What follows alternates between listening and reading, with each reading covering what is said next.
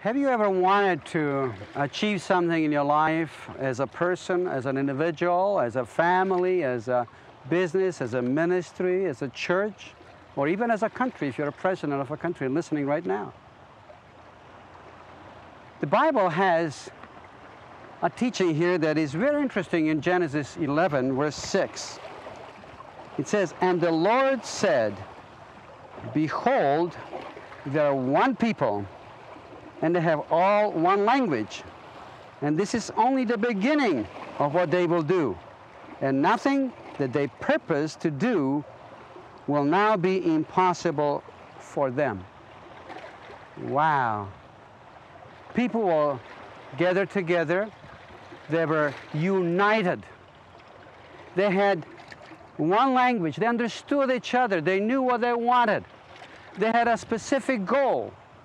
They had a plan to reach that goal.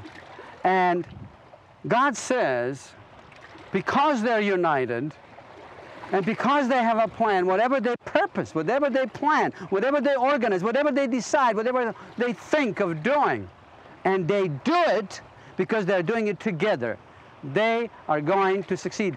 There will be nothing, it says here, nothing, not even one thing that will be impossible for them to achieve.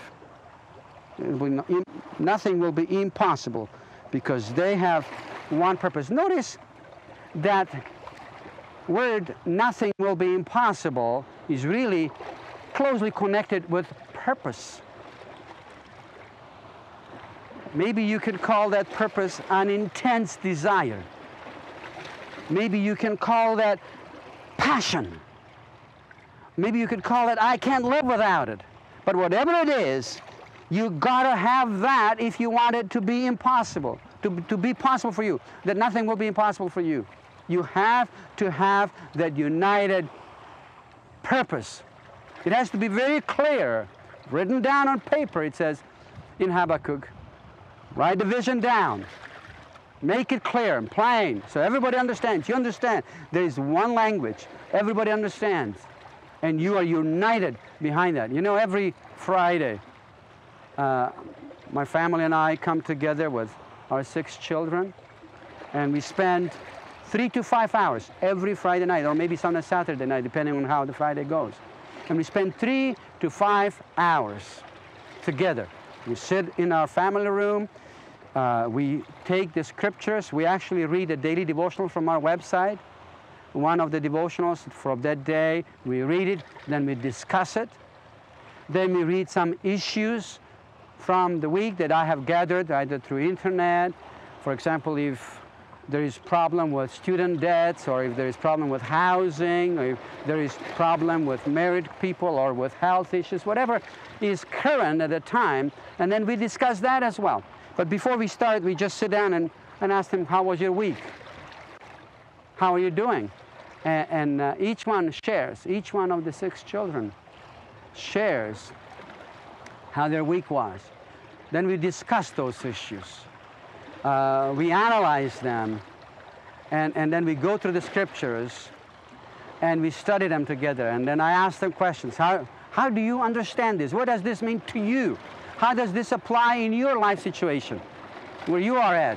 Whether you're at university, whether you're at high school, whether you're in elementary school or preschool, whatever. How does this, and then my wife says as well, and I say how that applies to me. And then after we've done that and discussed, thoughts might come to my mind of what I need to stress to train my children, because it says in the Word of God I should be training my children. And then I ask them to ask a question of me and of my wife, a significant question, and then we answer as best as we can, as we would to anybody, so that they can understand from our past, from our present, from our thoughts, from whatever, finances, relationships, faith, money, whatever it is, they ask. And that's how we spend 3 to 5 hours every single week. It has been a blessing to them because I can impart into them, but it has been a blessing to me. They can impart it into me. And I have made some decisions that were good for us as a family based on their input.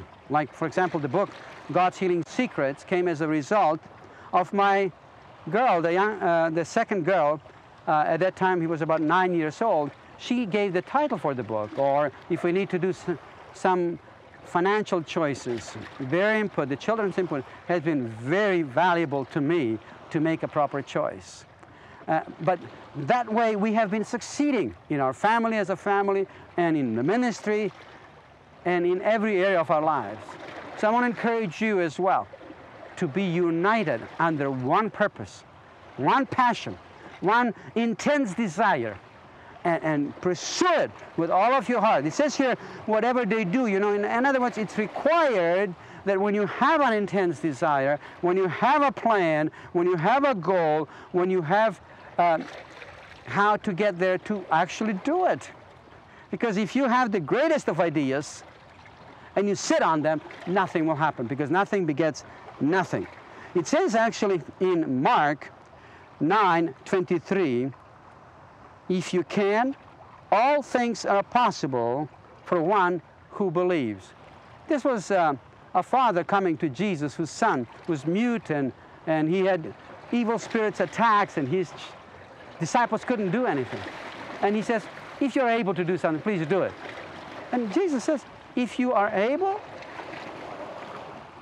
if you can, all things are possible for one who believes.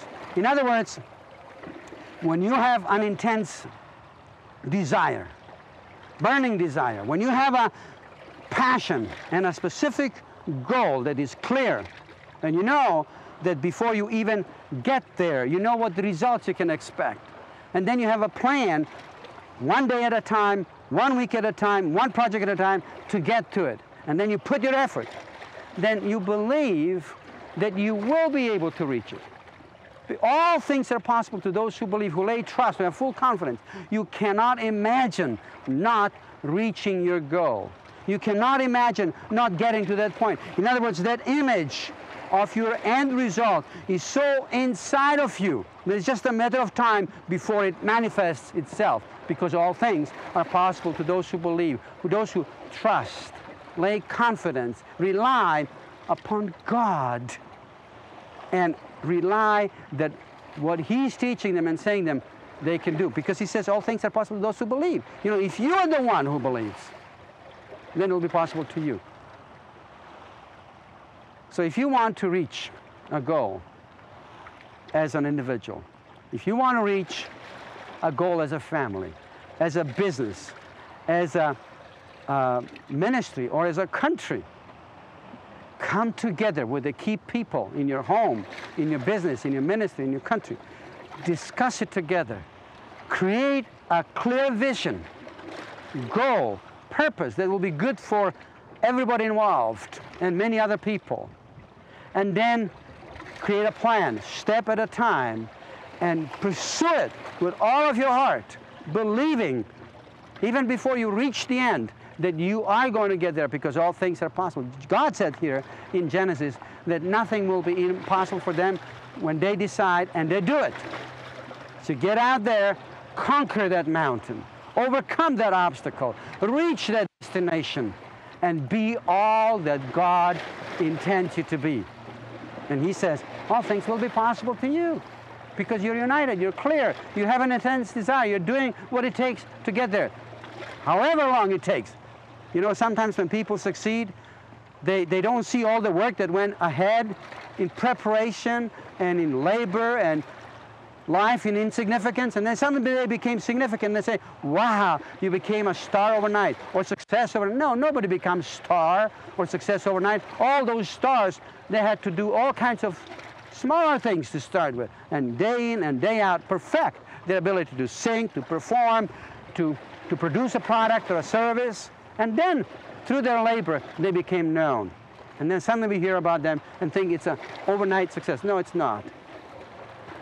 But it starts with the clear vision, with an intense, burning desire, and a proper plan that leads to the end result. Then the belief and course of action, focused action in that direction, and you will get there. If it requires education extra, go and get that education. If it requires saving money, go save the money. Whatever it is required, God will teach you through His Word. And He said, it will be possible to you because you believe and because you do whatever it takes. You're purposed and you're focused to get to that end result. Of course, it's important to make sure that that intense desire, that burning goal and desire is in line with the will of God, because you could desire wrong things. Don't do that. Line up with God and His Word and His purposes for your life, and it'll be well with you and your family. May God bless you as you do so.